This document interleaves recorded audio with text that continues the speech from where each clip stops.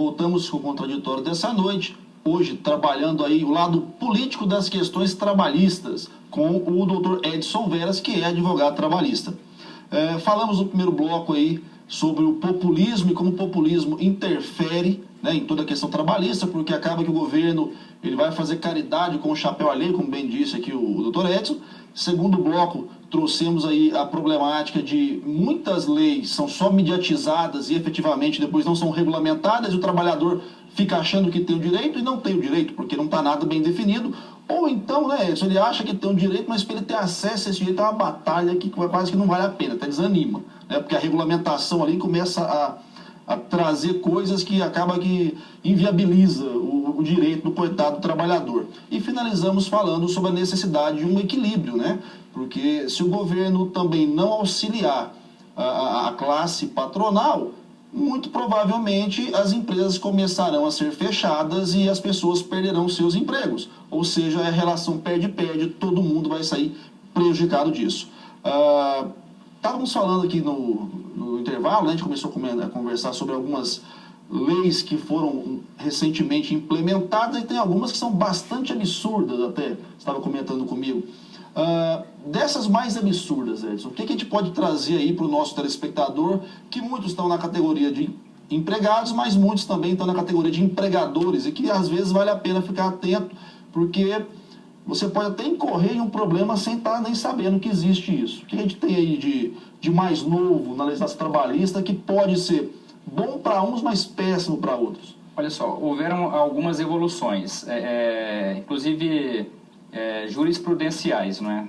Súmulas de jurisprudência pacífica do TST, elas estabeleceram de uns tempos para cá. Antigamente, a jornada 12 por 36, ela era perfeitamente admitida, e as decisões dos tribunais, elas diziam que quem trabalhasse 12 por 36 é aquela pessoa que trabalha 12 horas num dia, não trabalha no outro, porteiros, vigilantes, então não tinha direito à hora extra, e o intervalo também não.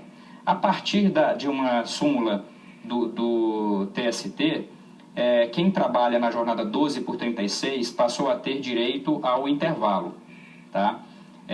De 1 hora. Isso, no momento dessa mudança, houve insatisfação, que é interessante, do próprio trabalhador. Porque o trabalhador, ele trabalhava 12 horas. Ele entrava, por exemplo, 7 da manhã, saía 7 da noite. Ele teria que entrar 6, ou sair 8, porque teria que inserir 1 hora de intervalo. Houve até, na época, uma ameaça das empresas de vigilância e segurança em relação a não cumprimento dessa regra, mas é a regra que está valendo hoje. Inclusive, é objeto de bastante ação trabalhista lá na Justiça do Trabalho, é uma modificação. Uma outra também, muito questionada, debatida pelos operadores do direito, diz respeito à estabilidade da gestante no período do aviso prévio, indenizado inclusive. Lembrando que o aviso prévio, ele pode ser de até 90 dias, de 30 a 90 dias. Então, a partir de agora, a trabalhadora ela é dispensada, tá?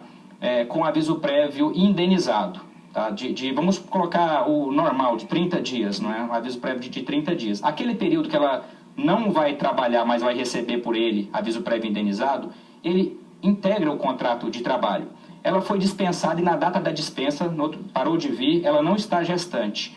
Se ela engravidar nesse período, ela tem direito a ser reintegrada. E se não for reintegrada, a ser indenizada. Então é algo que se debate muito, não é? Mas aí é bastante complicado isso, né? Porque você tem uma funcionária e por algum motivo rompe-se esse contrato, né? Às vezes é por interesse da própria funcionária. E se ela engravida, ela pode bater na sua porta de novo e falar, engravidei aqui nesses 30 dias que eu deveria estar trabalhando, mas você já me pagou, já encerramos as contas. Você tem que me chamar de volta, tem que me indenizar? Tem que ser reintegrada. E se o empregador não reintegrar, tem que indenizar. Isso é pacífico. Na verdade, Isso é maluco, né? Eu acho que o telespectador, na verdade, está pensando, gente, não tem coerência um trem desse. Na verdade, o que a gente imagina que o legislador ou os próprios tribunais buscam atender uma questão social. E nesse caso eu disse que a situação da mulher gestante, esperando o filho, a proteção do filho em si. Eles buscam mas ela engravidou, ela já tinha rompido o contrato, ela sabia que ela estava desempregada. Na verdade, o que eu estou dizendo é que estou tentando imaginar, diz no direito que existe uma interpretação teleológica. É você tentar imaginar o que pensou quem escreveu aquilo. Então, esse é o espírito dessa proteção. Agora, sem querer... o objetivo aqui das minhas manifestações é principalmente fomentar a reflexão do telespectador. O Erasmo Carlos, ele diz numa música, não é, que proteção desprotege e carinho demais faz arrepender. Esse tipo de proteção, será se não está gerando uma certa aversão, às vezes, do empregador para a empregada mulher? É uma Porque, de possibilidade. repente, o empregado ele não vai ter esse problema. Então é preciso... É bem verdade que no contrato de trabalho não pode ter esse tipo de discriminação. Se tiver algum tipo de discriminação nesse sentido, está sujeito a uma série de penalidades. Sim, mas no ato da contratação, a empresa pode optar. Sim. E ela quer contratar. E se isso for, de repente, se passar a ser... Penso eu que o empregador pode ponderar assim, falar, olha, não vou correr o risco. Sim, é uma possibilidade. É uma possibilidade. Outra frase célebre, não é? Salvo engano, é de Joelmir Betting, que ele diz que na prática a teoria é outra. Então, na prática, isso pode estar acontecendo. Por mais que na teoria isso possa não parecer algum tipo de discriminação ou que isso não fique evidente, mas de repente o empregador ele pode chegar a essa conclusão, falar, peraí, mas a empregada eu tenho esse risco, o empregado não, vou fazer a opção por empregado. É uma proteção, mas até que ponto essa proteção ela protege realmente ou ela desprotege? E aí, como você colocou também, se a empresa é uma grande empresa, fatura aí seus milhões, não justificando, mas é mais fácil do empresário assimilar, de repente, esse tipo de impacto. Se é uma empresa pequena, o camarada vai ter que viver para pagar indenização, ele fecha. Então é complicado num país igual o Brasil, que tende a ter índice de desemprego, que em algumas campanhas tenta trazer aí o empreendedorismo, estimular a abertura de negócios, mas que tem uma legislação que não favorece em nada ou não incentiva em nada o empreendedor. O que eu percebo, isso na realidade, no dia a dia, porque eu estou na rotina de processo de audiências diariamente, não é? Eu tenho várias ações contra grandes grupos de telecomunicações, por exemplo. Né? Se for parar para pensar, telecomunicações estão na mão de 5, meia dúzia de grupos. Bancos, 5, meia dúzia de grupos. Então existem os grandes grupos econômicos, tá? E a grande maioria do setor empresarial são micro, pequenas empresas, trabalha a esposa, o marido, o filho, 10 empregados. Para essas empresas, esses grandes conglomerados... 80% das empresas brasileiras são micro e pequenas. Esses grandes conglomerados de telecomunicações, que eu disse que eu tenho algumas ações, eles terceirizam de qualquer jeito, não tem carteira assinada. E interessante que nos processos eles não fazem acordo, então parece que dinheiro não é problema, não é? Agora, eu digo porque essa questão da gestante, que a gente utilizou como ilustração, para eles não faz diferença, mas às vezes para aquela empresa que trabalha o marido, a mulher e uma empregada, tá? E de repente se vê numa situação como essa, inviabiliza o negócio. Com certeza. E aí é a preocupação que nós temos que trazer para você, telespectador. Como eu já disse aqui, não é pró-empregado ou pró-empregador. Nós somos uma sociedade e, como a gente tem trabalhado nesse programa sempre, os temas são contraditórios e carecem de reflexão. Não é direita ou esquerda, né? O patrão é bonzinho ou o patrão é mauzinho, o empregado é bonzinho ou é mauzinho. Não. É entendermos como contribuir para uma sociedade mais produtiva, porque a gente depende disso. Se as empresas fecharem, não tem emprego. Se os empregados forem explorados, não tem condição de uma evolução, de um crescimento. Então, quer dizer, o processo é tenso. A gente tem que pensar, trabalhar e batalhar sobre isso. E aí, Edson, fica aquela pergunta.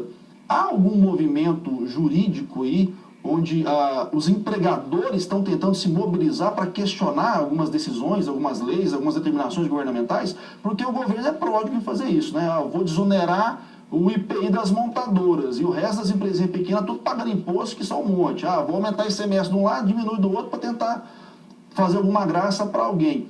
Existem grupos de empresários que tentam se mobilizar nesse nível? Meu desânimo, a minha tristeza é que nunca, na minha concepção, houve em nosso país uma condição de mobilização tão fraca.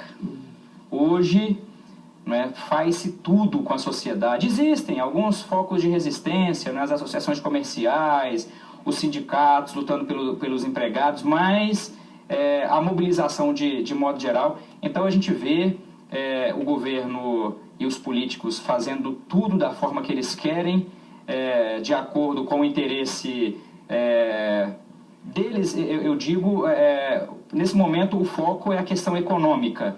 Então, por conta... E a manutenção do poder também, a gente pode pontuar isso aqui que está liberado. Muito disso que é feito pelos governos é simplesmente a manutenção do poder. O populismo só serve para a manutenção do poder. Porque hoje, assim, ó, o foco é a questão econômica. Por conta do déficit público, então diminui o prazo do seguro-desemprego, prejudica o empregado, aumenta 30 dias para o empresário pagar para o empregado que se afasta por problema de saúde, e sai cortando e prejudicando todo mundo. Enquanto isso, as esposas dos parlamentares terão o direito de ir para Brasília. Então, é muito contraditório, não é? Muito contraditório. É muito absurdo, posso te falar. Não, um ponto interessante, né, para você que está nos assistindo, recentemente aí tivemos aqui em Goiânia o aumento da passagem de ônibus. Isso foi péssimo para o usuário e foi péssimo para os patrões que vão ter que arcar com mais dinheiro do Vale Transporte. O transporte é ruim, muitas vezes o empregado não consegue chegar porque não tem ônibus, o ônibus atrasa, ou N fatores.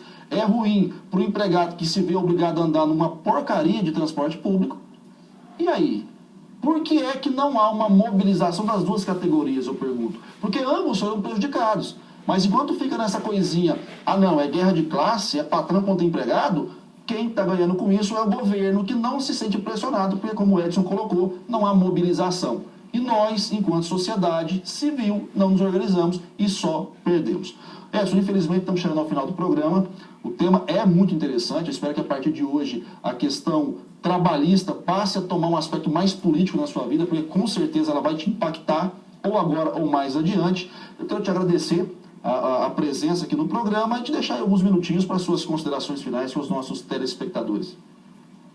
Quero agradecer a audiência, né, de todos. Eu espero que esse nível de discussão ele possa fomentar a reflexão de cada um para o seu papel na sociedade, para o seu papel político. A sociedade é que fomenta a mudança social. Não adianta a gente esperar que isso venha do político, de cima para baixo. Nós é quem temos que nos mobilizar. E esse tipo de debate e discussão, ele nos esclarece para fomentar as nossas ações. Nós precisamos sair dessa inércia. E finalizar agradecendo o convite, e sempre que for convidado aqui estarei para debater assuntos políticos com a sociedade goianiense. Agradeço novamente, agradeço você, nosso telespectador, por mais aí uma segunda-feira que tivemos aqui junto, debatendo temas políticos que mexem e muito com a sua vida. Até a próxima.